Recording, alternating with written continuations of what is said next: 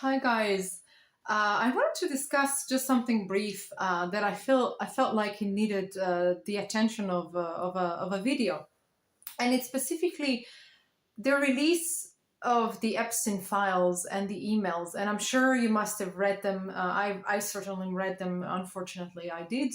What we're realizing that came out of these Epstein files, these emails, is very dark magic, extremely dark magic that has affected collectively a lot of people. And I have gotten a lot of messages from many different people that have complained about night terrors, they have complained about bad dreams, they have complained about feeling really bad. And I know this full moon in Leo was very intense for all of us. But there's something that happened with when you went looking for it and when you were reading it, something happened, and we have to really acknowledge what happened. I think it was dark magic, for sure, and I'm not the only one saying it. Many other people that claim the same thing, they feel it too. What I wanted to say is now that I feel evil has crawled out of the woodwork and it has opened our eyes, and before healing and change can happen in human collective, it gets dark and it gets nasty and it gets scary. Evil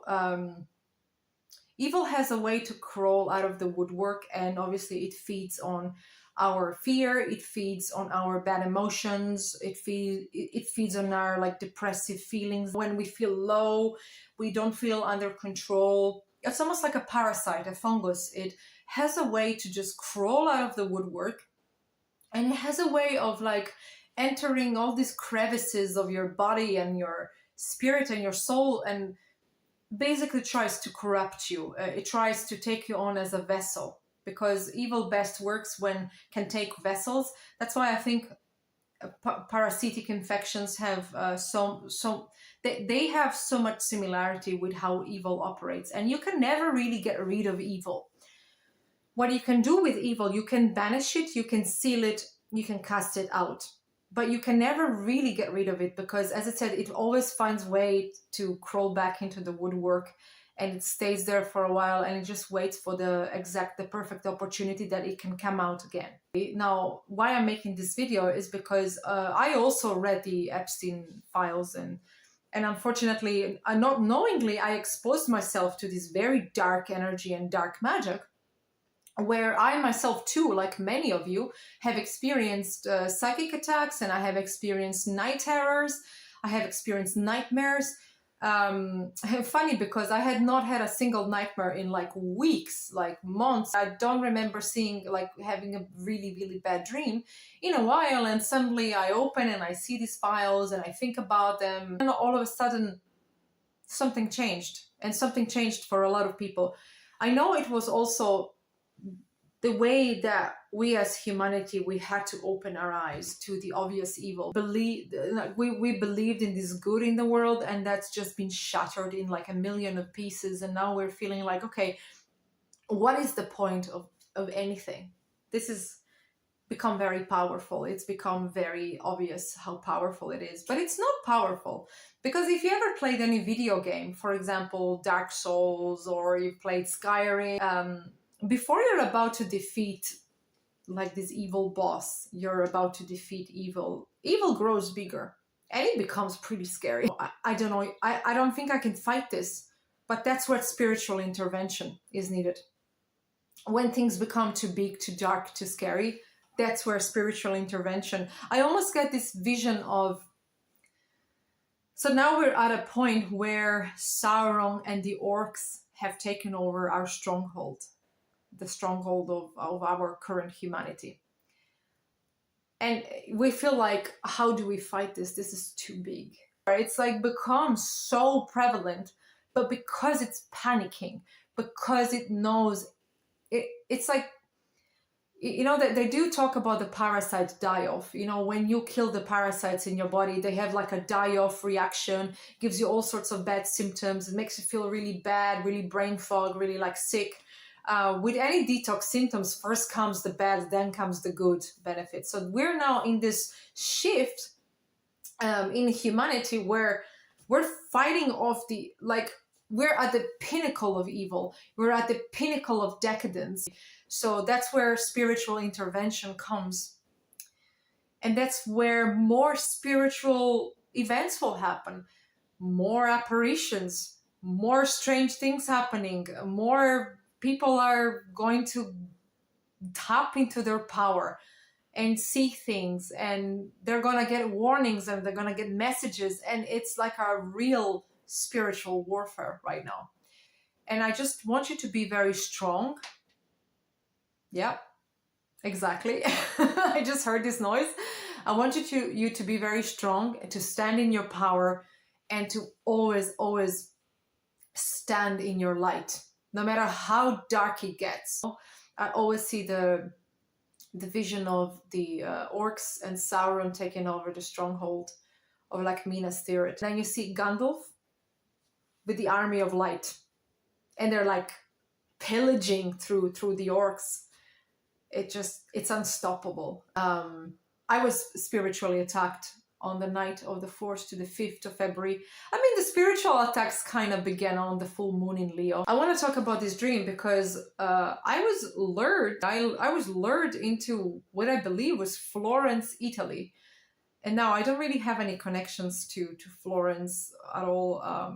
I've been there only once when I was around 12, 13. We went on a school trip. It was a beautiful place, amazing place. Very heavy though, because a lot of history, very heavy. Beautiful place of culture, definitely. For a reason, I was lured into Florence. And there was a graveyard in Florence, and it was high on a hill. It was surrounded by like walls and gates around. And there's this like big mausoleum in front of this like graveyard. Someone told me, go there, you must see something. And all of a sudden, these 3 big dogs show up. There's 2 brown dogs, 1 black dog.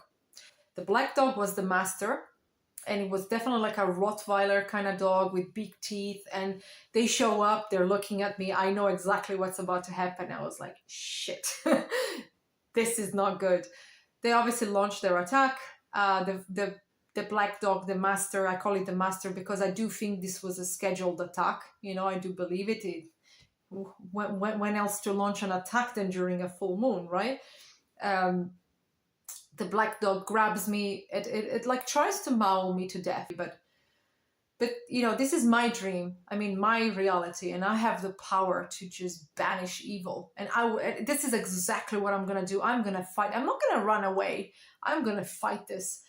So I took the dog, found a rope. I put a rope around his neck, and I squeezed as tight as I could. I was like suffocating it to death, you know.